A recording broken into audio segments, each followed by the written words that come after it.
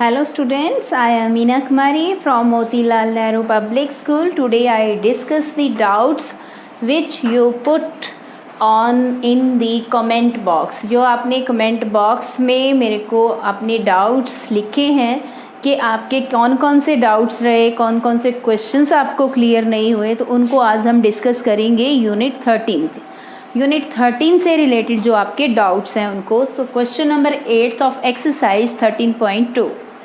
A car covers a distance in 40 minutes will an average speed of 60 kilometre per hour. What should be the average speed to cover the same distance in 25 minutes. तो अब आपने क्या निकालनी है इसमें, आपने देखो what should be the average speed, आपने एवरेज स्पीड निकालनी है. तो किस लिए, to cover the same distance को कवर करने के लिए. तो अब देखिए इस क्वेश्चन में आपने क्या निकालना है और कैसे उसको फाइंड आउट करना है.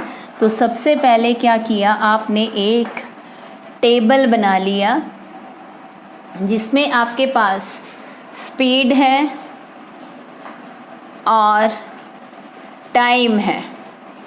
स्पीड है इन किलोमीटर पर आवर में, टाइम है इन मिनट्स में. तो अब इसको हम राइट करेंगे.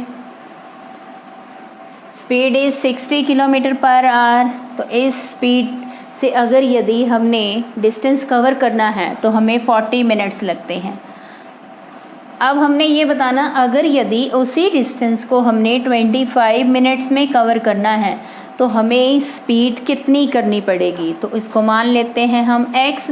अब देखिए डिस्टेंस, अब यहाँ पे स्पीड और टाइम है. अगर यदि आप y की स्पीड बढ़ा दोगे तो टाइम आपको कम लगेगा उसी डिस्टेंस को कवर करने के लिए. अगर यदि स्पीड आपने कम कर दी तो टाइम ज़्यादा, स्पीड बढ़ा दी तो time come. So this is inverse variation. ये इन्वर्स वेरिएशन होगी, इसको प्रोपोर्शन भी बोल सकते हैं. तो इसमें हम फार्मूला क्या लगाते हैं, x multiply y is equal to k, where k is a constant. k क्या है इस क्वेश्चन में, कांस्टेंट है.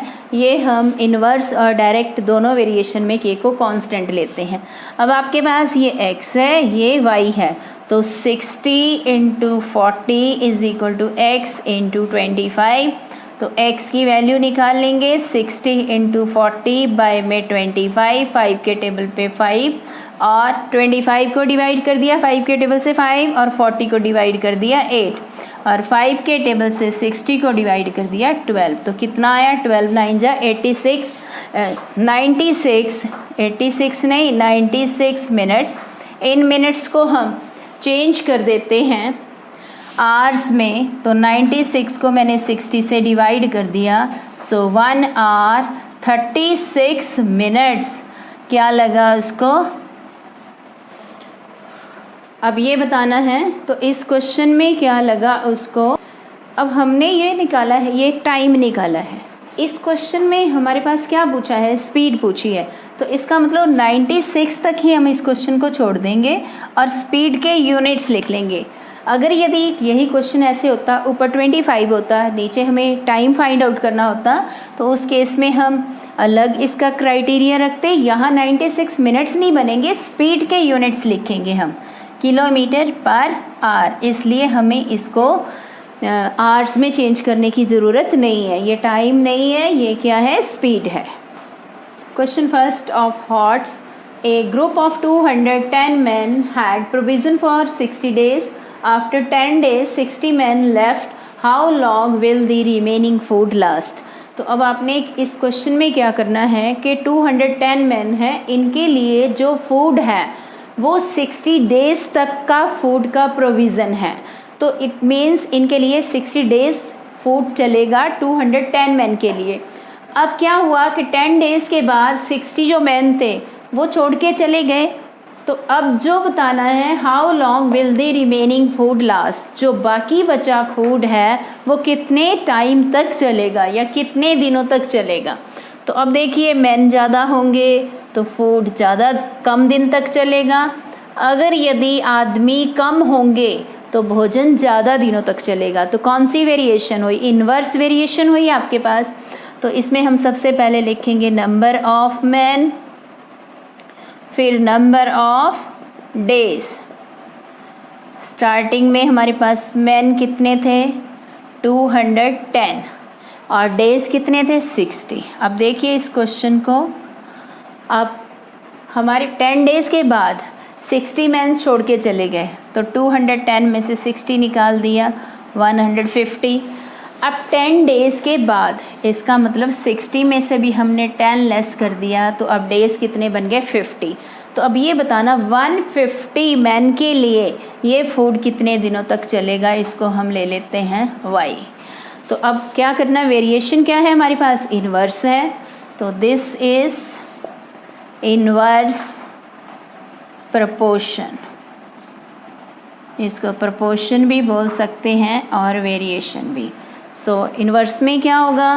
x into Y is equal to k, where k is a constant. k क्या है हमारे पास? कांस्टेंट है। तो 210 into 50 is equal to 150 into Y. तो y की वैल्यू फाइंड आउट कर लेंगे। 210 इंटू 50 बाय में 150, ये 150 दूसरी साइड जाके क्या करेगा? डिवीज़न में आ जाएगा।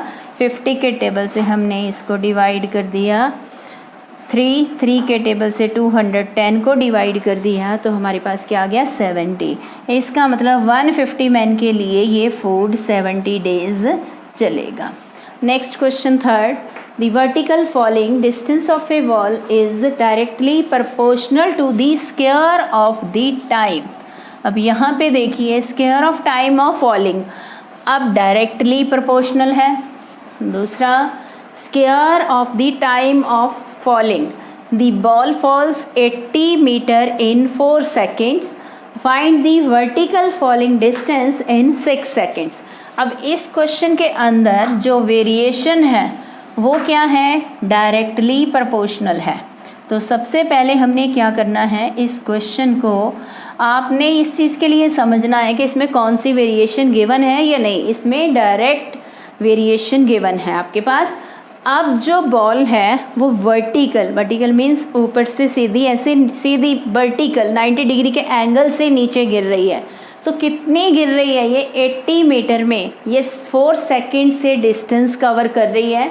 अगर यदि इसको बॉल को हमने वर्टिकली ही गिरा रहे हैं तो 6 सेकेंड्स में हमने ये बताना है इसका फॉलिंग डिस्टेंस कितना रहता है। तो अब आपने क्या निकालना है, इसमें डिस्टेंस है आपके पास और टाइम है। डिस्टेंस इन मीटर और टाइम इन सेकेंड्स। अब थोड़ा सा ध्यान दीजिए, इसमें डिस्टेंस इज़ 80 को कवर करने के लिए टाइम है 4। अब देखो 4 का आपने स्क्वायर लेना है, क्योंकि इस क्वेश्चन में क्या दिया है? टाइम का square, the square of the time. कितना बन गया ये? 16।